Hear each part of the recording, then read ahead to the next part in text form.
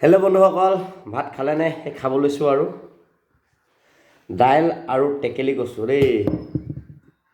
কচু লৈ আহিছিলোঁ, টেকেলি কচু এতিয়া নাইকিয়া হৈছেগৈ, নাইকিয়া টাইমত খাবলৈ খুব ভাল।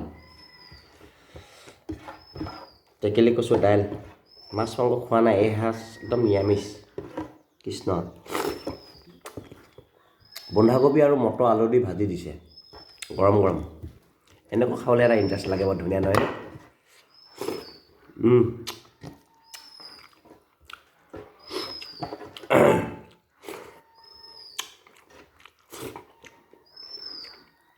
কিমান কচু ধুনীয়াকৈ সিজিছে নহয়, বহুত ধুনীয়াকৈ সিজিছে কচু। টেকেলি কচু লাষ্ট ফিনিচিং আৰু বজাৰত আজিকালি পাবলৈ নাইকিয়া হ'ল। এই লোকেল কচু অকণ ওলাইছিলে, লৈ আহিলোঁ 2 কেজিমান। দাইলত দি খাই ভাল লাগে তাৰমানে কচু মোৰ, আৰু বন্ধাকবি ভাজি। এয়া তেনেকৈ আৰু চিম্পুল একেবাৰে দাইল, টেকেলি কচু, বন্ধাকবি ভাজি, ভাত। Bye bye.